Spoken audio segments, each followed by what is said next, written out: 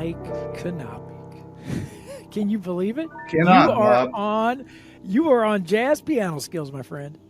From I was going to say coast to coast, but I guess it's from Australia to Italy and points in between, right? Yeah, that's right. We're all Jazz Piano Skills all over the place. Right. So anyway, hey, it's a thrill to have you today. I've been threatening you for a long time that I was going to have you on Jazz Piano Skills, and here I made good on my threat. Yeah, Here no, you it's a are. thrill to be here. So, this is interesting, right? Because I started last year this process of interviewing not just other professional jazz pianists and educators, but also inviting students on, like yourself, to come on and share your story and share your background. And you have a fantastic story and history in music. And so it's great that you're joining me today and willing to share your story, because I think it's going to have a profound impact on a lot of listeners that will be totally relating to your journey. So with that being said, I'm going to turn the microphone over to you right now and kind of fill us in. And this is, there's a lot that I don't know about you, even though I've been now teaching you for how many years have we been studying jazz together? 6.5 years. 6.5 years we've been studying jazz together. And I know there's a ton about your whole journey that I still have to learn myself. So I'm excited about this. So why don't you kind of start at the beginning, how you got into music? How did you get to this point that we are here right now? So. Growing up, I participated in sports, and when one season ended, football season ended, basketball season started. Believe it or not, I did play basketball in junior high school, and then baseball season. So I never really had time for music, although I liked listening to music growing up. My parents did not ever really push me in that direction, but I liked listening to, as I grew older. I loved the Beatles from the first time they appeared on Ed Sullivan in 1964, and so as I became a teenager, Elton John came around, and I liked listening to his music, and I liked listening to Billy Joel, and I noticed, when other people were playing the air guitar, I was playing the air piano. As a kid, and so I was constantly hitting my knee with my right hand, keep trying to emulate whoever was playing, and my friends gave me a hard time about it. So, but I never had time for music, or took the time. My mother has told me if she had forced me to take lessons as a kid, I would have kicked and screamed because I didn't have the time, and I was participating in sports as much as I was. Right. So, I always kept listening to music, and then in 2003, when I was 46 years old, a friend of mine told me, he said, "I'm taking group piano lessons, adult piano lessons at SMU." Now, hit the pause button. Hit the pause button there for a second, because between high school, you jump from high school to 40 some years of age. You actually went to college. I went to Texas A&M. Texas A&M, right? Yeah. And you're a lawyer. Yeah, I went to Jesuit High School here in Dallas, and I played baseball there. Had the dream of, going on and playing in the majors, and that dream, when I figured out I couldn't hit a slider, that dream evaporated. Although I tried to play in college, but so then I went to A&M, graduated, and went to SMU Law School, and had children, and I had 3 children, and now 2 grandchildren. But I had three children, and so I really didn't have time. Yeah. But all during that time, I mean, you're enjoying music, you're digging music, but you really hadn't given it any thought to actually formally study music. None at all. Okay. Right. My mother had a piano in their house, and nobody really ever played it. But when I was an adult, and so, no, I never did. And so then a friend of mine just happened to tell me, I was 46. I really hadn't given it any more thought. And he said, look, I'm taking piano lessons at SMU as a group, in a group setting, adult setting. So I looked into that, and I think they met every Tuesday night or something like that. But I was interested from the beginning. I remember Laura was the teacher, and she said, first thing she said was, everybody find middle C. And we were in a classroom. I'm not sure we even had a keyboard in front of us. I think maybe we had some diagram of something, but it was okay. Then everybody try to keep a beat, 1, 2, 3, 4, but I liked it, and so I bought a fairly inexpensive keyboard at that time, but I found myself at that time, because the lessons were at a set time, and I was traveling a lot for business, I was not able to keep up with those lessons, and so I started taking from her individual lessons at SMU. Private, right. And then she moved to Plano. I had to drive to her house to go to the lessons. And, we just focused on songs. And then she moved in 04-ish or 07, something like that. And so then I was scouting around on what to do, didn't know what to do, but I didn't want to stop.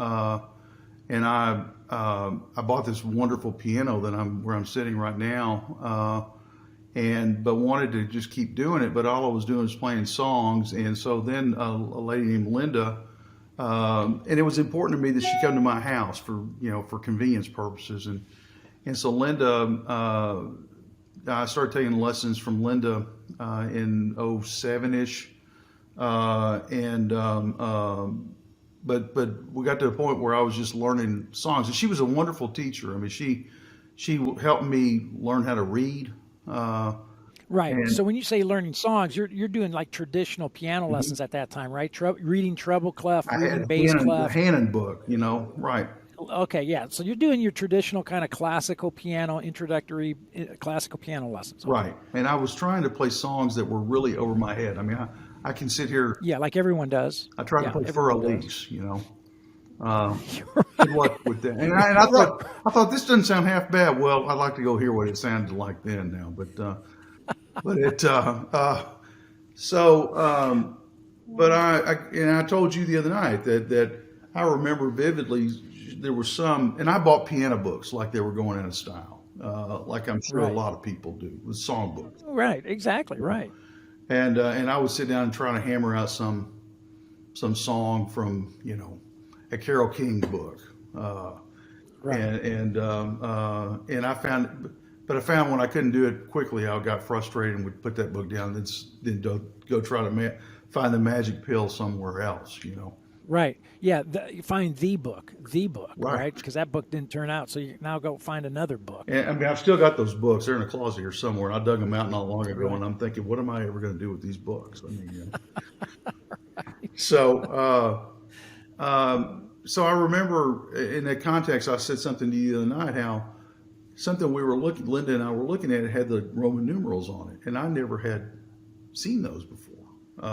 Right. And I asked her, so what are these? And she said, well, we'll get to those. And I would ask her questions about, like, why does this fit here in this melody, or why are we playing this in this melody? Well, we'll get to those, and which is code for we'll never get to those. Probably. Well, we never did, for what it's worth. Right. And so I think I had plateaued. Again, I can't say enough nice things about how I progressed with Linda, but I think I knew I plateaued, and I was trying to get more theory, and we did some jazzy songs. Linda and I would do some at times, and I'm thinking I kind of like that. I mean, they're easy. They're not easier, but they're more interesting to play to me. Right. Than Elton John songs, for example. Right. And so I started in the summer of 15. She wanted to take the summer off, which was okay with me. And I started scouting around, and as I told you, I just didn't call her back. You said it was okay to say this. It was like when I'd date girls and not call them back. I just wouldn't call her. I didn't call her back. You dumped her. Well, I was, but I Or maybe cringed. she dumped you. Maybe she Not actually me, because dumped she you, didn't man. call me back either. So, but I cringed every time. I'm thinking, if she calls me, what am I going to tell her? But anyway, so I did a little homework on jazz. I really wanted to look more into jazz, so I did a little homework on jazz, and that led me to you. There's somebody else at I want to say Preston Forrest here in Dallas who I talked to, but didn't really get a great vibe from. But I remember asking you, "Will you come to my house?" You said no, because at that time I thought it was important for me to. Right. I remember that now. You did ask me that. Uh, And I was like, and dude, do I look like a doctor making house calls? I ain't going to your house. Right, and so It's kind of creepy, man. and so I talked to you. It was August of 2015, and you said, "Come out. I'll give you a free look, and if you like it, great." And your life changed forever. It has. Jennifer will tell you. My wife will tell you. Our lives have changed forever. Oh, Um, wow. and I get emotional about it sometimes. I mean, it has been a life changing. I mean, getting to know you and the Tam and the kids, and but and I'll put in a pitch for the school and you. I mean, you make learning fun.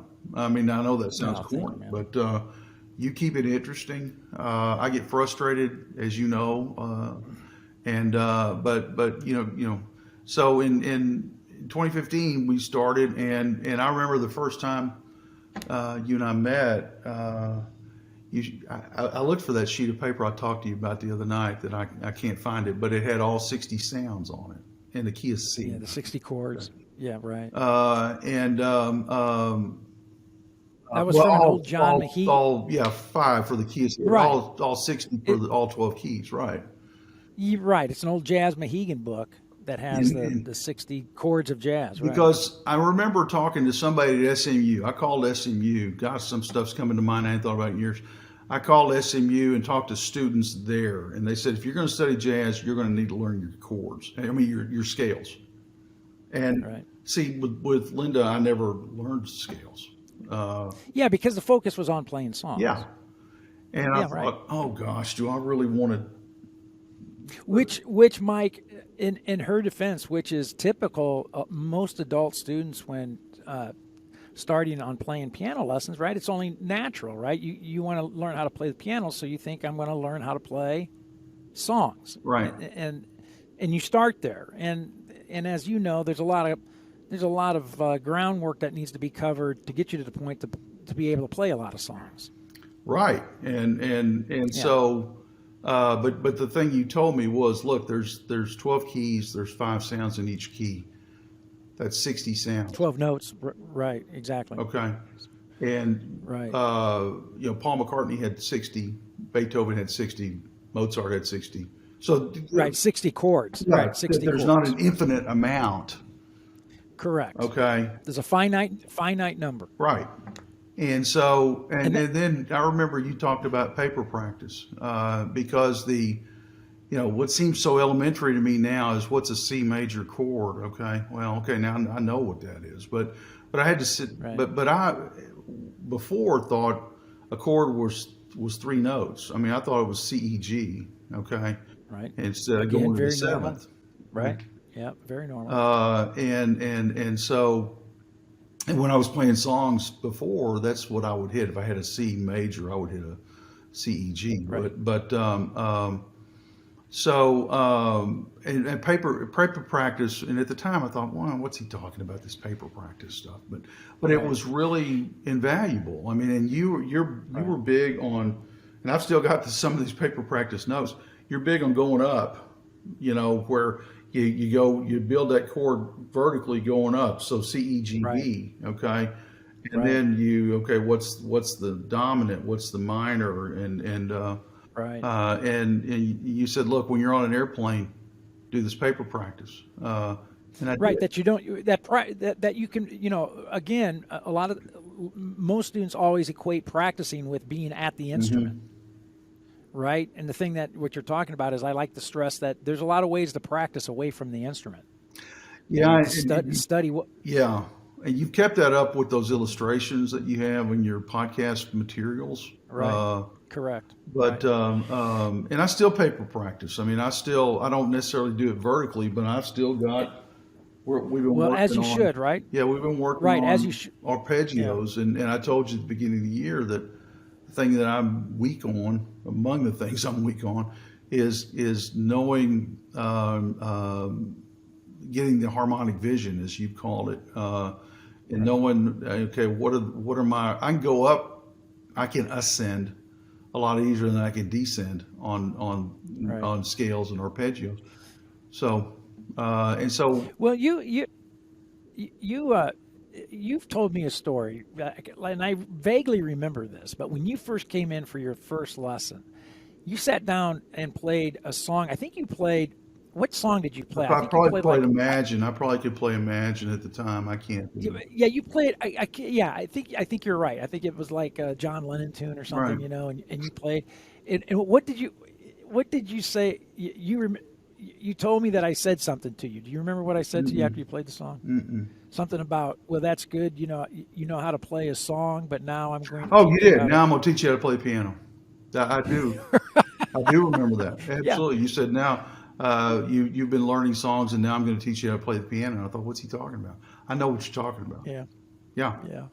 Right. So that's the big difference, I think, over the last 5 years. Right. You've been learning how to play the piano, and doing it very well. Well, it's nice for you to say. Yeah, you're doing it very well. And I've told you I would rather, work on exercises and work on improvisation. Rather than tunes. If you hit the wrong note playing a tune, people know it. If you hit the wrong note playing an improvisation, maybe. Yeah, that's funny. Okay, so let's talk a little bit now. So here you go. We got started, and you said this has been 5.5 years. Is that right? Been 6.5 years. 6.5 years. It's amazing. So okay, so 6.5 years. So let's talk a little bit about how you approach practicing.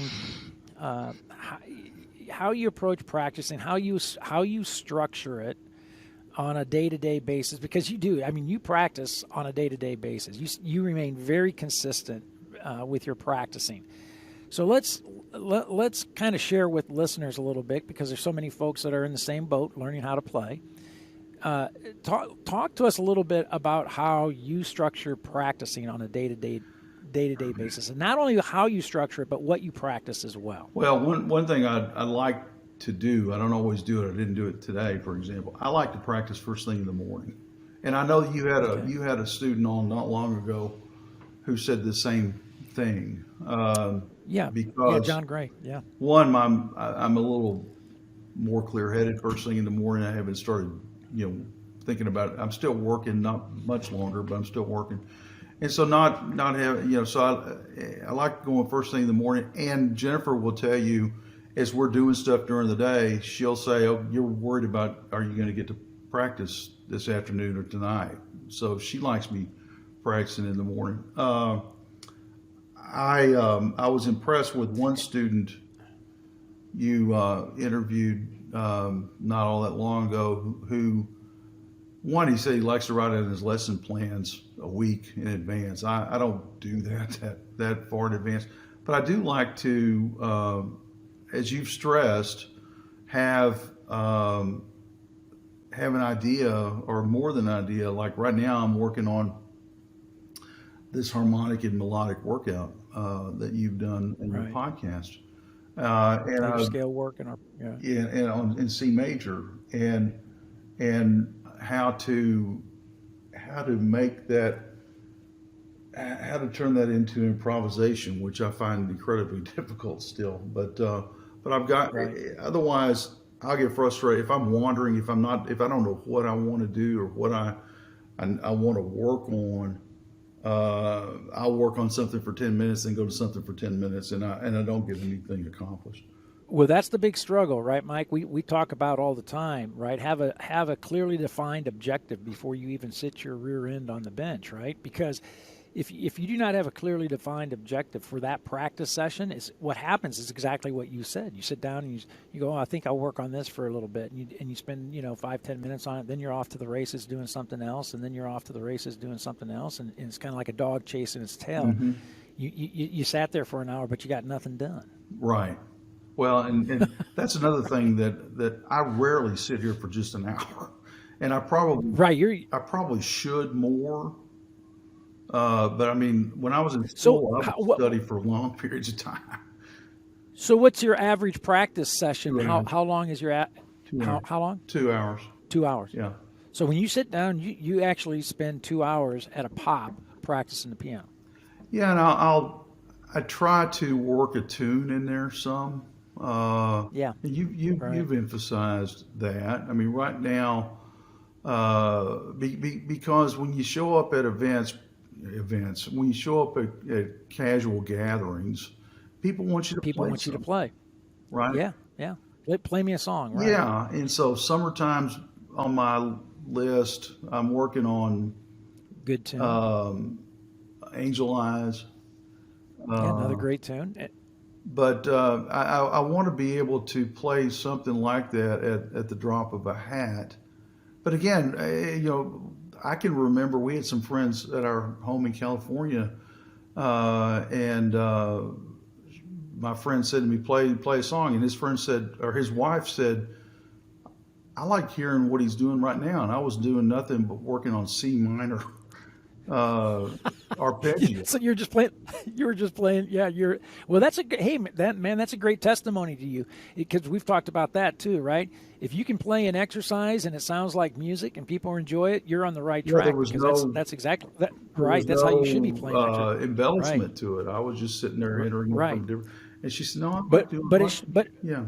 Right, but it should be musical. So what she was saying to you is what you were playing was very musical to her, even though there wasn't a title. There wasn't a formal title attached to it, right? So that's a compliment. But I get frustrated sometimes because I want to then throw in something we've done in the past that I haven't worked on in months. Let's throw some encircling around this or something like that. And I'm thinking, wait a minute, now you're right. Now you're straying a little bit, but I don't want to forget. And one thing I don't want what we've done in the past to remain in the past. And one thing I love about what you're doing on these melodic and harmonic workouts is we're coming back to some pretty basic stuff. Correct. But it always comes back to that. Well, yeah, and you've always emphasized grunt work and scale work and arpeggio. And I told Jennifer, I said, Bob says he sits down and just works on scale sometimes. She said, "You're kidding me." I said, "No, And he said that other jazz piano players do the same thing. Jazz musicians in general, right? I mean, it's misleading I think it's incredibly misleading to suggest to any student that you can somehow in some way bypass or complete the grunt work, as if someday you're done with scales, as if someday you're done with arpeggios. Yeah, I got news for you. The someday never comes, because you continue to work on scales and you continue to work on arpeggios and technique development. That's an ongoing process forever and ever and ever. Well, you refer to it as abs, articulation. What's B? Balance. And B is balance between the hands, between your harmonic work and melodic work. And but one thing that you did say that I want to back up for a second, because I think it's important for people listening. You're a unique animal in that you sit down and you devote a couple hours a day to. Are those billable hours, by the way? Do you bill people? I shouldn't comment on that, probably. Okay, we'll just leave that. We'll just leave that alone. Okay, so I have a hunch, but I won't say what I think it is. But anyway, so you spend a couple hours. But one of the things and you've heard me say this, and I've told you this, even though you let it go in one ear and out the other ear, that I'm a big believer in short burst of practice time, right? Like a very focused 20 minutes, a very focused 30 minutes gets a lot done. So I don't want listeners thinking, getting depressed right now, going like, man, dude, I should be practicing No, 20. that's right. I should be practicing 2 hours a day, because you don't have to put that kind of time in if you have very specific skills and goals that you're working on, and a process in place that you can get in and get out and accomplish a lot. But you can even accomplish more if you put more time in. But your So point's it's well fantastic. taken. I mean, I sat down before I went to bed last night and played Angel Eyes for about 15 minutes, See, now that's fantastic. Yeah, that's and great. and I'm working on improving, I'm working on playing the tune and improving for a run through and then playing the tune again like you do, like you've talked about. But no, I certainly sit down for snippets of time, 15, 30 minutes. But I'll look up, Bob, seriously. I think I'm going to sit here for 15 minutes. I've been sitting here for 50 Yeah. minutes. Yeah, well, that's a phenomenon that happens, right? You sit down thinking I'm just going to spend 20 minutes. You look up and that's what Tam says to me all the time too, because I sit down at the piano and she goes, hey, we have to go. And I said, I'm only going to be a couple minutes, and she goes, is that like real time or Bob time? Because Bob time on the piano is like 2 hours, not 2 minutes. So I get it. That happens, but that's because we enjoy doing it, right? Yeah. I mean, that's the whole that's the whole point. And I always think I can get better. I mean, when I voiced Right. to you my frustrations that I've experienced over the holidays, you said, well, you're getting better and you're expecting more out of yourself. And I am my worst critic. Right. But I want to tell you something. Yeah. Something too that helps me with lessons from you is as you know, audio record my lessons. I mean, if I did not audio record my lessons, I cannot imagine how much of that I would retain. Let's talk about that. Yeah, let's talk about that for a minute, because you do. When you come in for a lesson here in person, you set up your phone right there on the piano, you hit the record button and record the entire lesson. And then what do you do with that? Talk a little bit about after you do after I do this with that. Oh my gosh! For those of you listening, like driving in the car right now, he just held up a stack of like binders of notepads and books that he I transcribed the lesson. So you literally go back and you listen to the lesson and you transcribe it. You listen to it again and write down what we've discussed and what the goal of the lesson is. Yeah, phenomenal. Because one of the things that I'll ask you, okay, what do you mean work on? And so for next week or between now and next week, and you'll give me things to work on, and I'll write those down. But so the first. I must have started doing this in July of 2018, because I have July 2018 notepad here, and I date them. Here's my first book is July 2018 to October 2018. And I'm so ridiculous about this. I started indexing these at one point in time. I said, I'm not doing that. That takes too much time.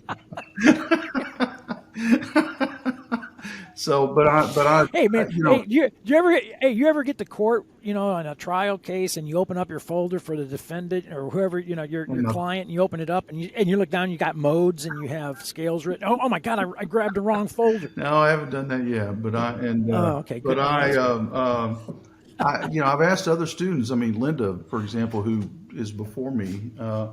I asked her if she ever records those lessons, and she says no. I don't know if you have any other students who record lessons, but some do, and many don't. And believe it or not, I actually invite students to do that, because a lot of times I think students are afraid to ask to record if for some reason that's I don't know, some kind of invasion of privacy but I think you should. I think anybody listening right now, if you're taking private lessons with teachers, I think it's a great idea. We have the technology in our back pocket all the time, right? Our phone, to hit the record button and record the lesson. There's nothing wrong with that. In fact, as you can testify here, that how'd you like that? I threw in a little law Very good. law terminology. Was that good? Very good. You can testify to the fact that that's very beneficial for you, correct? Absolutely. And I don't know well, you were, when we first started, you would give me a synopsis of our lesson in something that you called Maven Link. Right. And then you got busy like a little summary. with other stuff. And so I don't know what for 3 years, apparently I didn't record, but, and I also transcribe the podcast. And I know now, Right. that you have a transcription in the podcast itself. Yeah. But You'd come in and show me your transcription notes. And I'm like, hey, Mike, it's like well, but it allows me to, because the podcast is on Tuesday and our lessons are on Wednesday, and it allows me to have in my notes questions that I'll have about something you did in the podcast. So I like a lot of people, I retain things better if I write them down. I mean, it's like that paper practice. I mean, a lot of that paper I just threw away. But when I was in college and law school, I would remember things by, writing them down. Then I would just toss a paper. Right. Well, that's why I'm a big promoter of paper practice. Right. That there's something to that, to sit down and write out your scales or write out your chords. There's something very powerful about that in the learning process that you should absolutely be doing, and not just one time, but several times, right? Well, I'm big on charts too, like you. Now you open the floodgates a little bit. I'm big on charts in that when we've done those voicings, those left-hand contemporary shells. I mean, I've got a chart here that I've shown you. Fantastic. That I have all of the left-handed voicings, and then I've got separate sheets of paper with two-handed voicings. Like there's my major two-handed voicings. Okay, for contemporary. And I can't tell you enough how invaluable that is. That you take the time to map that out, to sketch it out, to put pencil to paper and create an image. The imagery is so incredibly important. I mean, I carry that around everywhere when we go back and forth. That's always with me. Right. And I'm so losing it that I've also put it on a computer. Well, and what that paper practice does in creating those images, how many times have I told you, and I've stressed throughout the podcast episodes, that musicians play by shapes and sounds.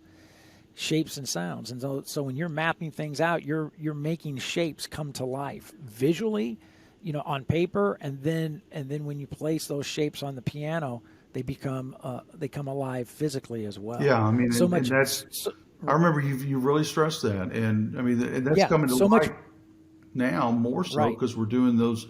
You're saying you do the inversions in your right hand because that's going to be that's a blueprint to what you're going to be playing. Improvisation. Improvise, right? That's exactly right. That's exactly right. So that's fantastic. So so you're consistent. Let's talk about the consistency, because that's really, quite honestly, that's even more important than the length of time, right? So whether somebody sits down and practices 2 hours a day or whether somebody sits down and practices 20 minutes a day, the key there is a day. So you talk about your consistency. This is something that you've built into your schedule that you do on a daily basis. Well, I mean, there are certainly some days that I don't do it. I mean, so don't. But yeah, I mean, but those are few and far. Those are few and far between, though. That's correct. Right. And as corny as it sounds, I'm thinking, I'm paying for these lessons. Seriously. I mean, not only do I want to learn it, but that's the way I felt about college. I thought in law school, I thought my parents are paying for the school. I'm not going to skip class. Right. Because that's just right. Totally get it. So, but if I didn't like it, I wouldn't do it. Okay. Correct. So, but I try to set some time out, at least a day. And it's funny because, as you know, we've talked about, spending more time in Dallas, California, et cetera. And you know, Jennifer said, well, what we could do is you know, maybe come back to Dallas for, you know, a month and have a VRBO. And I said, I've got to have a piano. I mean, I told her, I said, I'm not going that long without a piano. Yeah. And she knows how important it is. That's awesome. Yeah. And she supports you. I Absolutely. mean, she's an incredible support for you. I think that's fantastic as well. Right. So, yeah, I mean, she absolutely, and in fact, she's working on loan documents. I mean, she is working. And, but she was sitting here where she works at the dining room table or at the apartment here. And, I said, I think I'm going to do this at the piano. And she said, well, then I got to move into the office because I got to get this work done. So I'm glad somebody in the family's working. But no, she's very supportive. Yeah, that's awesome. And, So okay, so I want you to talk a little bit because, you know, we've talked about all the, you know, upside here. Let's talk a little bit about the downside of practicing, because you're right. You can be hard on yourself. What are some of the things that throughout this journey that you've been on, what are some of the things that are frustrating to you as you practice and as you continually, you know, strive to get better at becoming a jazz pianist? So just talk a little bit about that. I think wanting to do too much is one, you know, during a practice session like we talked about that I'll just out of the blue think, okay, let's do a cyclical quadruplet with this, when I haven't done a cyclical quadruplet in months, you know. Well, it just popped into your head. Let's circle the root on this one, okay? And we haven't done that. I mean, one thing you did last night, which is in line with what you're talking about. In all of me, one of your improvisational measures, you did 4th steps, okay? And we've done that. Right. And I thought, wow, and I wrote down 4th steps, and we've done third steps in third. So that's one thing that I find that I'm, you know, that's when I began to really not get anything done is when I start wanting, but my creativity, what I perceive as my inability to be creative, is frustrating to me because I love the exercises and I love the structure. You know, we were talking about when recently you and I were, when I was working on tune-up, and I was improvising just using arpeggios like the E minor going up, and I would hit and then hit that A7 coming down. And I said, but it's so monotonous sounding because then you're just hitting 4 up, 4 down. You said, you know, well, just hit 1, you know, just hit 2.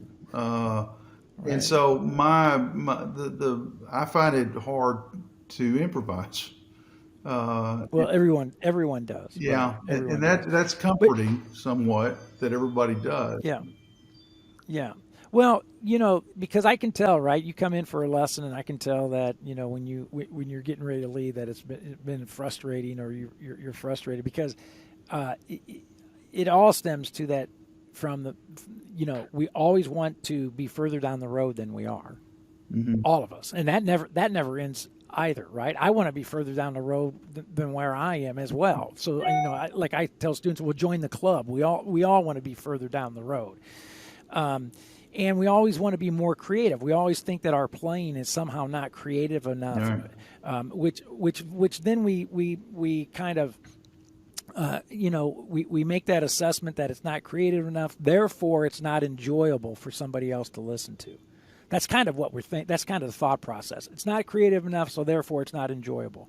And that's just like being your own worst enemy there, because that's just simply not true, right?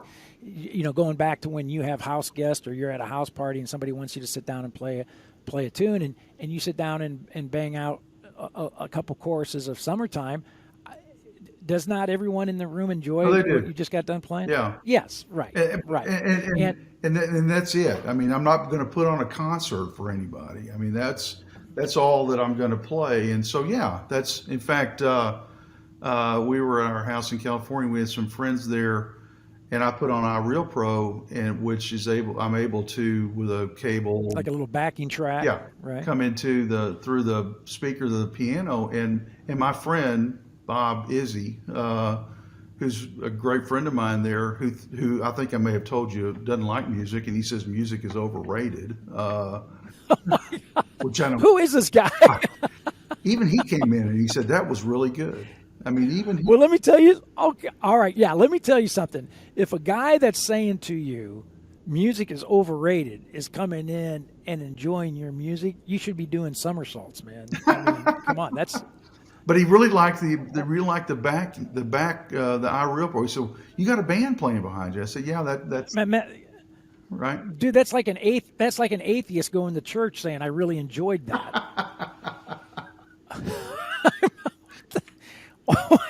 Yeah, I mean, So yeah, it was nothing other than me just sitting there playing "Summertime," which, by the way, which I have done at the Monterey Jazz Festival. I'm showing you, there was a piano yeah. set up at the Monterey Jazz Festival in a little patio, and I've got it on video. I played "Summertime," so I tell people, yes, I've played the Monterey Jazz Festival. Oh, that's fantastic. And you have. You're not lying. Right. You played Montreux. Yeah, that's tremendous. That's awesome. Yeah. But this So has opened up our lives to listen to jazz music. I mean, your being with me has opened up. I mean, we love jazz music now. We've gone to the Monterey Jazz Festival in California now 8 or 10 times. Well, yeah. yeah, 7 or 8 times. Well, since 2014, we've gone every year that's been there since 2014. And so, but it's just. But you've introduced me to artists I've never heard of before. I didn't know Chick Corea. I didn't know Oscar Peterson. Right. I didn't know Bill Evans. Okay, I listen to Bill Evans all the time now. Yeah. Yeah. Your world's changed quite a bit, hasn't it? Yes, it has. And I think Yeah. People who don't want to retire or say they don't want to retire say that they don't know what they would do. Well, I know what I'm going to do. Right. I'm going to play golf and play the piano. Yeah, you have a pretty good life, my friend. Not, You're either on the golf course or sitting at the piano. I can't think of that's a pretty darn good life right there. Yeah. So but it stimulates me intellectually. Okay. A lot of people like to read. I don't read all that much, but I love to just sit down and I've told you this. I'm almost a sponge with respect to the theory, just the you're now that I think about it, you're kind of a glutton for punishment because I cannot think of two things other than piano and golf that could cause more frustration in somebody's life. It's harder to throw a piano than it is to throw. It's easier to throw a golf club than it is to throw a piano. Right. Oh, that's funny, right? Yeah. So if you have a bad practice session, just go and grab a golf club and fling it across the room or something, right? That's awesome. So what else? I think that's pretty typical with everybody studying music. It's frustrating because, like I said, we always want to be further down the road than we are. We always think that we're not very creative. Are there any other things that kind of raise their ugly head, demons that haunt you when you're practicing that make you get frustrated? No, and I know that you talked about the other night that was one thing you were going to ask me. I've given that some thought. I mean, other than the things we talked about, wanting to do too much and expecting more out of myself and the improv. But no, I mean it's just very enjoyable. So. Well. Right. And you're really, you've stressed how important, how much you enjoy practicing the exercises, right? And I'm doing air quotes here right now, the exercises, which, by the way, to me, that's it's music, right? It's if you play a scale, that's music. If you play an arpeggio, that's music. So it should be played like that. When you said that last night on the Zoom class, I mean, you said that Yeah. you try to play Right. these with a swing, with a musical feel to it. Right. I want Otherwise, to play with the right. I want to always play everything I'm doing with the proper feel, proper articulation, good groove, all of that, right?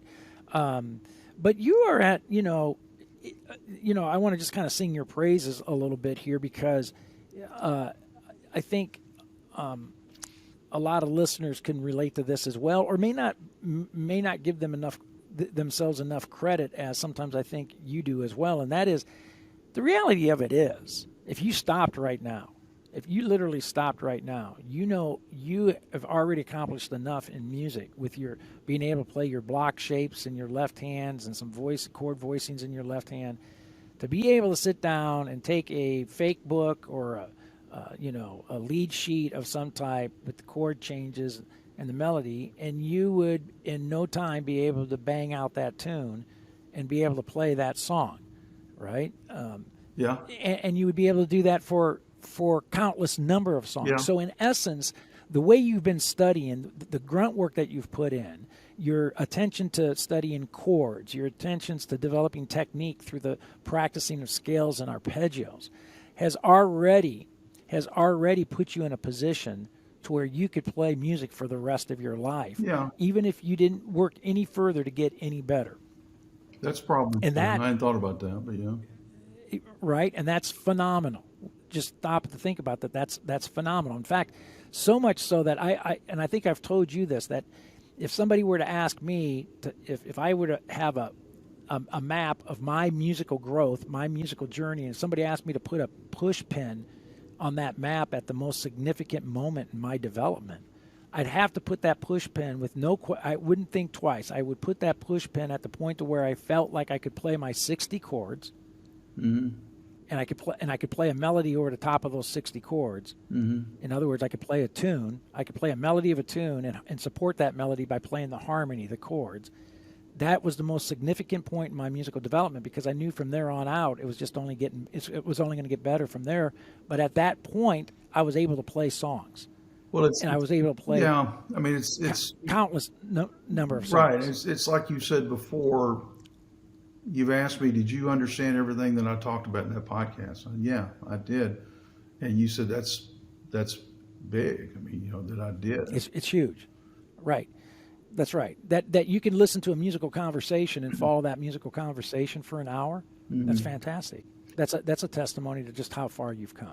Let me say this Right. about you. We're doing more and more lessons remotely. Right. But I'll confess, I don't get as much out of those lessons, but you were so far ahead of the curve in terms of when COVID hit and all that of having lessons, providing lessons remotely. Right. I get so much out of it. And you said I record those in person. I also have my recorder sitting on the computer when we're doing them remotely, but I get so much out of doing those lessons remotely that I would have not Right. ever believed I would have been able to get out of them. Right, because you were a little skeptical at first. Yeah. Right, you were a little skeptical, but we make those. The online lessons are valid. It's a viable alternative to being in person. Well, and sometimes I get as much out. No, I get. I'll say it. I get as much out of a lesson sometimes when we don't play. Right. And you've said that before when you were taking lessons earlier, that when you were younger, that you want to hear me play. No, the questions you're asking, I understand. Yeah, right. Yeah, I had a teacher that sometimes the lesson would be so intense with understanding the musical concepts conceptually, that had to, he was huge on, if you didn't know it upstairs, it's not going to come out downstairs. And I completely concur with that, and I teach that same way, that you have to have an understanding of a musical concept first upstairs before you're going to have any success with it physically. And so there were some lessons that were so intense that we'd spend an hour on the conceptual understanding of a concept, and then at the end, I would say, man, do you want to hear me play something? And he would say, no. He goes, no, I don't need to, because I know how you're progressing by the questions you ask and the statements you make. And I used to think he was a nut, because I used to think, what is that all about? But now, after teaching 30 plus years, I totally get that, because as a teacher, I do know how you're progressing by the questions you ask and the statements you make. And you always come to every lesson, whether it's in person or online, loaded with fantastic questions. Right. And fantastic statements. So it's always, what you're telling me in conversation is always affirming the direction you're going and how it's going. So I thought of one other thing that frustrates me: altered dominance. This frustrates everybody. Right. Right. Yeah, that's a big time skill, right? I don't know why that came to mind, but altered dominance, yeah. Yeah, altered dominance are a big time skill, and being able to see those altered nines and altered fives and sharp 11s, and that takes what I call, you mentioned it earlier, I call it harmonic vision, right? Your ability to see, those keys and scales so well that you're able to see the harmonic structures within them. And the numbering of the depending on what key you're in, the numbering of whatever note it is, that's I loved one thing Daryl said last night about how he, on the Zoom class, about how he's watched piano players in Nashville. They don't have C's or E's on their lead sheets. They've got numbers.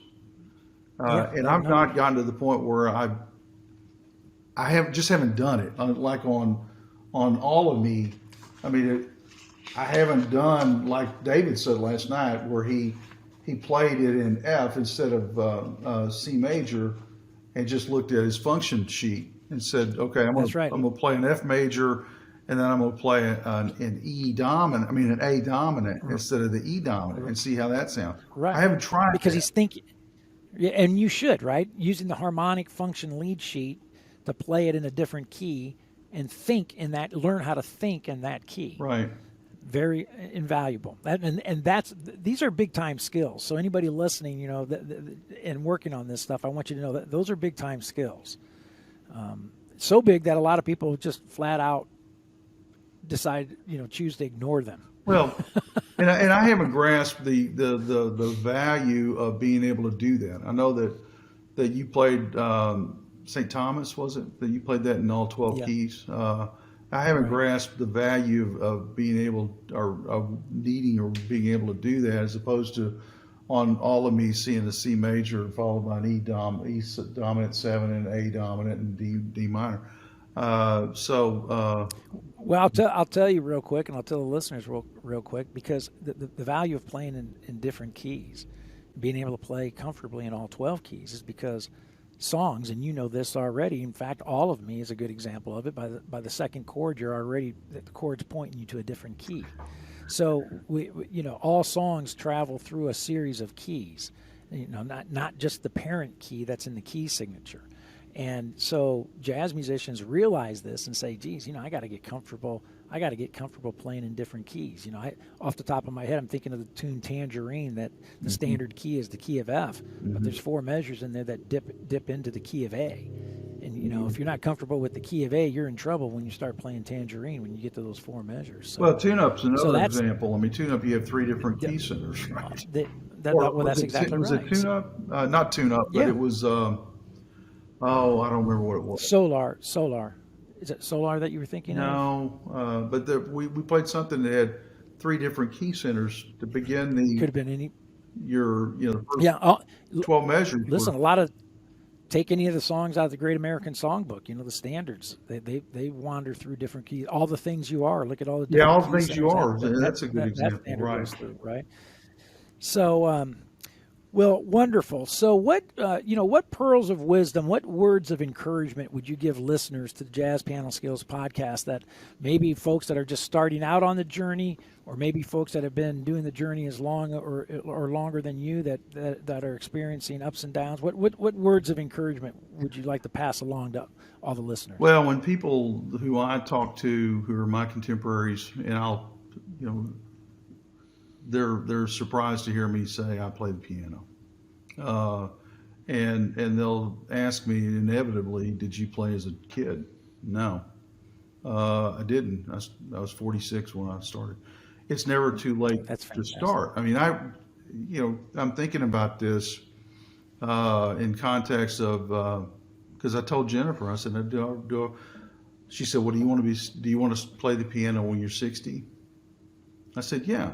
She said, well, then start, So I guess that would be one thing I would say is it's never too late. I don't care how old you are. It's never too late to start. And if you don't think you have rhythm, then neither did I, and neither do I, and it's something, if you enjoy it, it's worth getting involved in. And the other thing I would say is devote the time to it. I mean, I'm sitting here thinking I don't have enough time during the day to. I mean, I would rather at times I would rather sit here 6 or 8 hours in different sittings to get in everything I think I need to get in. But it's not like I don't want to get to the point where I'm thinking this is a real pain in the rear, which I would think working 6 or 8 hours at it, I might. Right. So, right. But you got to just devote the time that even if, on a frequent basis, even if it's not for any extended period of time, to just keep at it. Right. And make sure you like it. I mean, you may not like it if there's nothing wrong with wanting to do something else, I guess. But yeah. But those are the things that come to mind. And get a good teacher. And I would have to add that you're a wonderful teacher. Get a good teacher. Oh man. Well, I think good instruction helps, and then I would add to that, just be patient, right? It's a game of patience. You have to be patient with this process. Yeah, that's the last thing you said in this podcast this week, and that's the last thing I wrote down in the podcast was be patient. Be patient. You said it in the 55-minute and 25-second mark. You said be patient. Oh, that's funny, man. So, well, listen, Mike, it's been a pleasure to spend this hour with you. And, you said at the beginning of the podcast, you made a statement that, I was saying it in tongue in cheek, and then you were serious when I said your life changed forever, and you said, yes, it did change forever when we met and we started studying jazz together. But I just want to let you know that my life has changed forever too. And, being able to call you most importantly, being able to call you my friend has been a tremendous blessing. And as Al Franzen used to say to me, one of my teachers, that he used to always say, the greatest thing about music is the people that you meet through it. And I would have to confirm and affirm that statement, that is very true. And you're a testimony to that. Well, you are too. I mean, and the people we see in the regulars we see on Thursday nights, or in the class, everybody. It's a blessing. It's maybe with the exception of one, but I shouldn't have said that. Me. Right. You, right. Yeah, that class, that master class would be great if only I weren't there, right? So. No, anyway. But I know it's wonderful. I mean, you said that about Al Franzen before, and how it is true. I mean, I enjoy talking to everybody, who's on the Zoom class. Well, look at in your own circles, the people that you share music with and talk with about music, and like your experiences at the Monterey Jazz Festival and the people that you've met there. Like the female drummer friend that. Dottie. Just recently passed away. Yeah. Right, and she big time drummer and played with all the greats in the jazz industry. So it's no doubt about it. So I just want to say, for the record. So whenever you think I'm just being mean to you, I'm going to pull this up and for the record show you how that I actually went in the podcast for all history to say to you, man, thank you for being my friend. Thank you for being my friend. It's a great blessing. So. Me too. All right. Well, thanks, Mike. Thanks so much. And that's Mike Knapek, and JazzPianoSkills member and student here at the Dallas School of Music with me, and like I just said, and my friend. So I hope you enjoyed, all the listeners, I hope you enjoyed this episode of JazzPianoSkills. It will be, if you want to watch the video of it, it will be posted on YouTube here shortly. And of course, you can listen to this podcast episode through any of the major the podcast directories such as Apple and Google Podcast, Amazon, iHeartRadio, Spotify, and so forth. So, Mike, thank you once again. It's been a pleasure. Thank you. And now I guess it's time for you to go play a little golf. It's too cold. I'll play piano this afternoon instead. There you go. Better choice. Thank you, Mike. Thank you.